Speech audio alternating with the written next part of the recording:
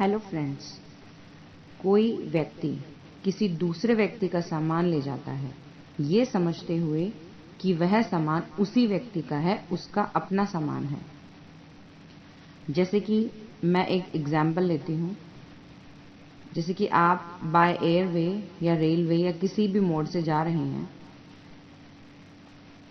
मैं यहाँ पे कॉन्सेप्ट को समझाने के लिए इजी वे ले रही हूँ। जैसे कि आप एयरवे से जा रहे हैं तो आपको अपना लगेज बैग सबमिट कराना होता है और फ्लाइट के लैंड करने के बाद आप उस लगेज को ले सकते हैं।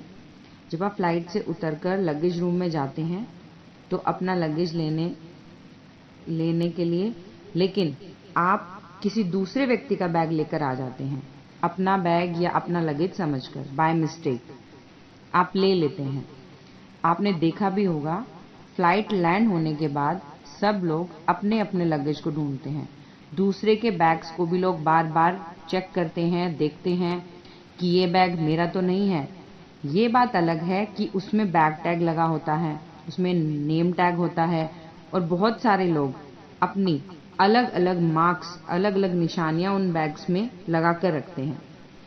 लेकिन जो सवाल यहाँ पर आता है कि एक व्यक्ति अगर किसी दूसरे व्यक्ति का बैग उठाकर ले जाता है बाय मिस्टेक तो क्या होता है, मैं इस बारे में बात करूंगी।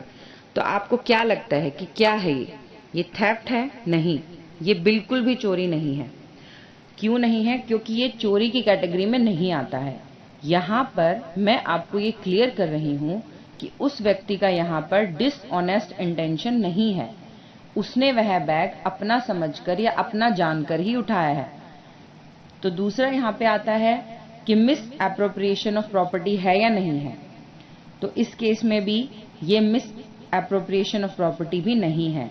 क्यों नहीं है? क्योंकि यहाँ पर कारण ये है कि उस व्यक्ति का आपराधिक मन यानी कि क्रिमिनल इंटेंशन, क्रिमिनल माइंड नहीं है। अब एक कॉन्सेप्ट मैं आपको समझाना चाहती हूँ, मैनसीरिया का जो लॉ होता है वो यहाँ पे ये कहता है कि जब तक आपका मन अपराधी नहीं है, कोई भी काम अपराध की कैटेगरी में नहीं आता है। तो हम इस केस में आगे देखते हैं कि फ्लाइट जैसे लैंड किया और उसके बाद एक व्यक्ति बैगेज कलेक्शन में से अपना बैग जो है लेने के लिए जाता है, लेकिन वो बाय मिस्टेक दूसरे का बैग उठा लेता है अपना बैग समझते हुए।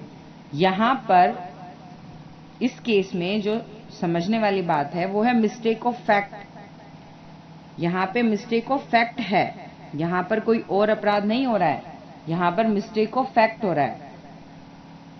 लेकिन अब हम इसके अहम पार्ट को समझते हैं कि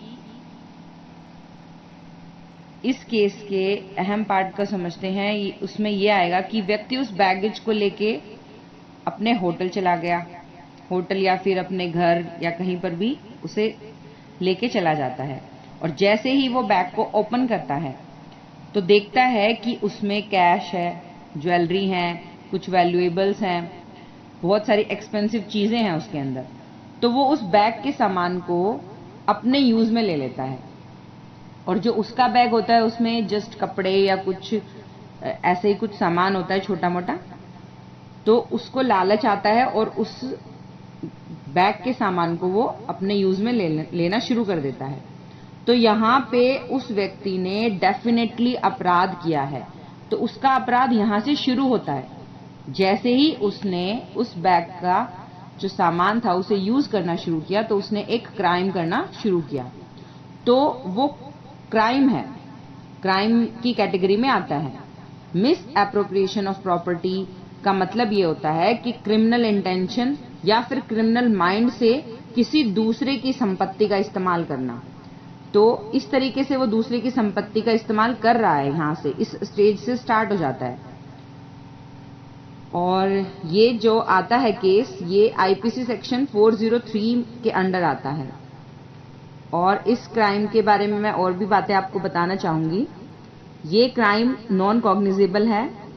इसमें 2 साल तक की सजा हो सकती है, फाइन हो सकता है या फिर ये दोनों हो सकते हैं, सजा और फाइन दोनों, पनिशमेंट भी मिलेगा और फाइन भी लग सकता है, दोनों चीजें हो सकती हैं। और ये जो क्राइम है ये जमानतीय है, बेलेबल है, और इसमें कोई भी इस केस को कोई भी मैजिस्ट्रेट इसमें इन्वॉल्व हो सकता है, सुन सकता है। तो कैसी लगी आपको मेरी ये इन्फॉर्मेशन बैग से रिलेटेड, बैगेज से रिलेटेड, आप प्लीज बताइए और मेरी वीडियो को लाइक शेयर जरूर करिए। Thanks for watching.